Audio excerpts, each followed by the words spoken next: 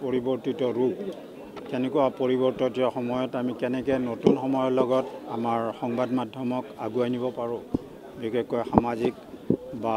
যি দেশৰ অৰ্থনৈতিক এই গোটেই কথাবিলাক বিভিন্ন বিষয়বস্তু কেনেকৈ আমাক অকল ডিজিটেল প্লেটফৰ্মতে নহয় প্ৰিণ্ট প্লেটফৰ্মতো কেনেকুৱা ধৰণে আমি আগুৱাই নিব পাৰোঁ সেইবিলাক কথা আলোচিত হ'ল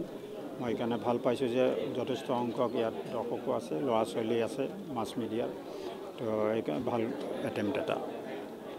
হ'ব যোৱা পটাপট লগতে আমাৰ মঞ্চত উপবিষ্ট অতি শ্ৰদ্ধাশীল ব্যক্তিসকল তেখেতসকলক মই শ্ৰদ্ধা জনাইছোঁ লগতে যিসকল ব্যক্তিক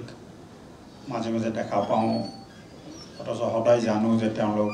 সংবাদ মাধ্যমৰ অতি প্ৰখ্যাত লোক তেখেতসকলৰ সন্মুখত আছে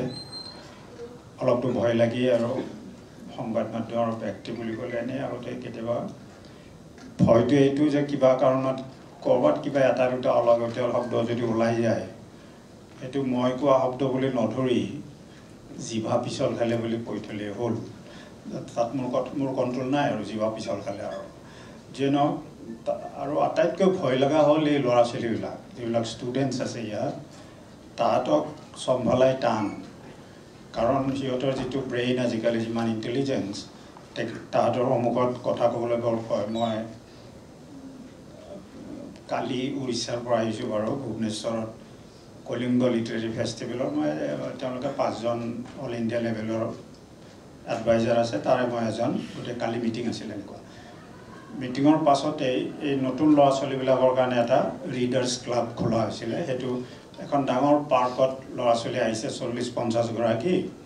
আহি তাহাঁতে পঢ়া শুনা কৰিব নিজে বাহিৰা কিতাপ পত্ৰ পঢ়িব তেনেকুৱা কথাবিলাক পতা হৈছিলে কি সুন্দৰ প্ৰশ্নবিলাক কৰিছে তাহাঁতে যে কেনেকুৱা কিতাপ ভাল পায় বা কেনেকুৱা কিতাপ তেওঁলোকে পঢ়িব খোজে এনেকুৱা ধৰণৰ কথা গতিকে সিহঁতৰ প্ৰশ্ন উত্তৰ দিবলৈ টান আটাইকে মই বৰ ভাল পাইছোঁ লগতে যিসকল ব্যক্তি কৈছে যে তেখেতসকলে গোটেই প্ৰেছৰ কামবিলাক কৰে অথচ আমি গম নাপাওঁ সাধাৰণ মানুহে তেখেতসকলক মাতি আনি ইয়াত চিনাকি কৰাই দিয়াটো বৰ ডাঙৰ কাম এটা হৈছে